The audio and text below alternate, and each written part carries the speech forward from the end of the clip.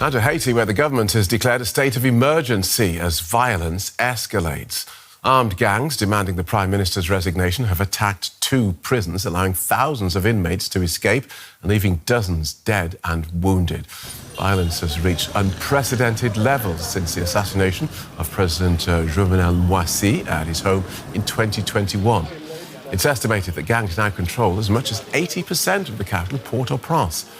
Our Prime Minister Ariel Henry travelled out of the country last week to try and drum up support for a multinational peace mission to bring this gang violence under control. Armed gangs have set up roadblocks in many parts of the capital, Port-au-Prince, following an explosion of violence. Gunfire was reported in several neighborhoods.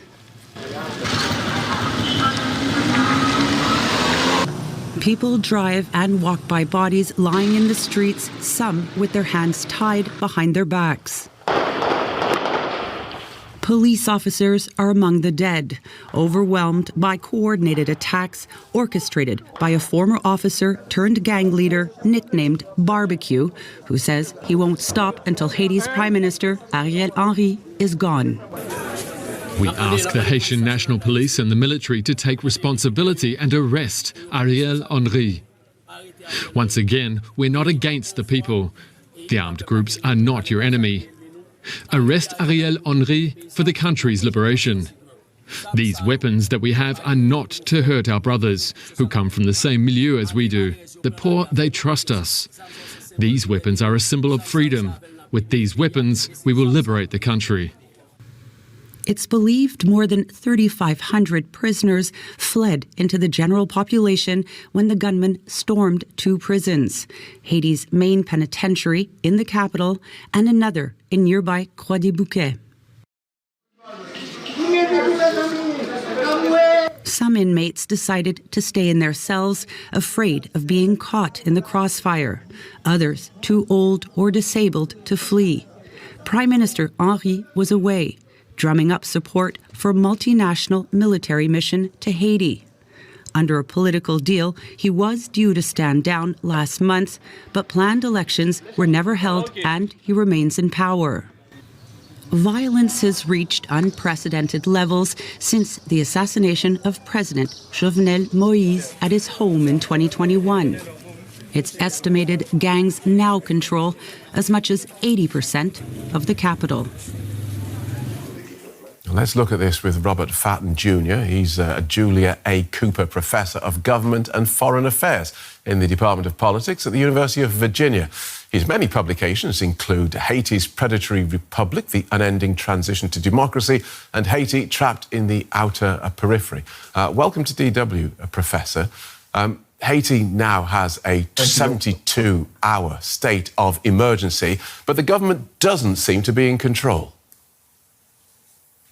Yeah, the government hasn't been in control for a while, but the situation, I think, has deteriorated significantly over the past 48 hours. There's a situation of a total vacuum of institutional power. The Prime Minister, as you said, is out of the country, and it's getting very difficult for him to get back to Port-au-Prince because the airport itself is closed, and the situation on the ground is extremely violent, and the gangs have really accentuated their offensive against the current regime of Ariel Henry. And what is really worrisome is that most of the gangs, which tended to be divided, have united for the first time and are waging a campaign that is rather sophisticated, even using drones against key institutions of the country and key strategic infrastructure in the country. So we are virtually on the verge of a collapse. So Ariel Henry, the Prime Minister, in Kenya to discuss a Kenya-led multinational security force coming into Haiti. So many questions this throws up. The biggest one, of course, why isn't the Haitian army up to the task? Well, the Haitian army was disbanded under former President Aristide, and it is trying to reconstitute itself. And actually today there was news that that reconstituted army, which is extremely weak and very poorly armed, is trying to get to the national airport in Port-au-Prince in order to prevent the collapse of that major infrastructure in the country.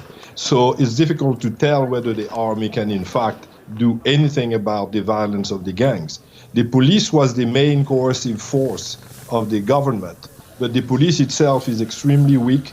It has been besieged by lack of weapons and also by a significant amount of corruption, and it's a small police given the population of the country. So most of the institutions that could keep things together are no longer in existence in Haiti, or they are on virtual state of collapse. Okay. So, one of the main leaders of this violence is actually a former police officer, this guy that's become known as Barbecue. And as you were saying, so Haiti's armed groups have now united to say the Prime Minister must go. Should we look at this through the lens of politically motivated violence, therefore, or is this just criminal? It is both, actually. It is criminal because the gangs have really done some really awful criminal things, killing people, ransoming people, kidnapping people, and also forcing a significant number of Haitians living in the poor areas of Port-au-Prince to exit their local site of inhabitants. There's something like 300,000 Haitians who have been marginalized and are now actually internal migrant, displaced migrant in Port-au-Prince itself. But there's a political reason for that, and the political reason is that the population at large, even the population that does not at all support the gangs, well, that population is, to put it crudely, fed up with the current situation and with the current regime. The current regime has been promising elections, a new constitution, order for the past 2 years, and it has absolutely failed to deliver on those promises. So there's a political sentiment among the vast majority of Haiti that the situation is no longer tenable. And most people in Haiti would like to see that regime, the current government, gone. OK, so following on from that then, as far as you're aware, is there a plan for what happens after, I should say if, I suppose, but after peace is restored? Because the country was desperately poor and failing even before all this happened. Well, there is no clear plan. There is the talk about the international mission led by Kenya, but the post-violence stage, as it were, is not clear. It's very difficult for me to see how you can have elections given the current conditions in Haiti.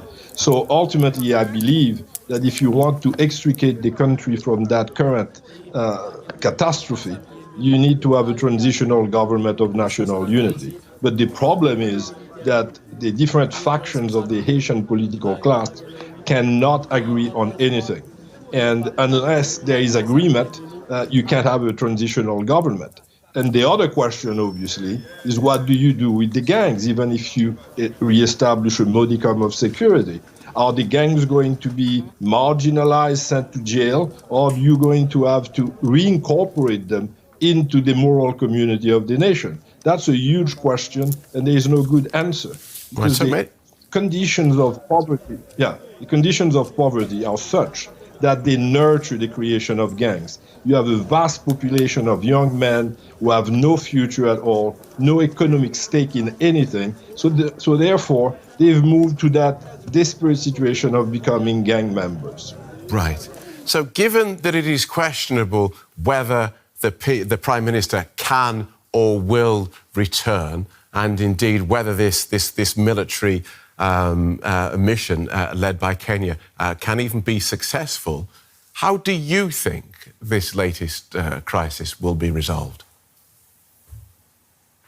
I think eventually there will be some kind of intervention, international intervention, unless they accept a complete collapse and chaos in the country, which I think the international community will not tolerate.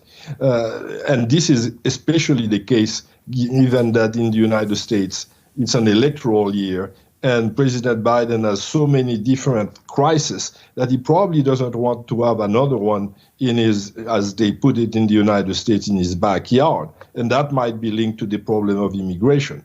Now, in order to have a solution, you need to get the Haitian political class together. If you don't have an agreement among the Haitian key actors, then it's difficult to see what can be done. And hopefully, this crisis and this latest event will compel Haitians to come to an agreement and have some sort of national transitional government of unity. Okay. Professor Robert Fatton Jr. from the University of Virginia, thank you so much for guiding us so clearly through that. Thank you so much.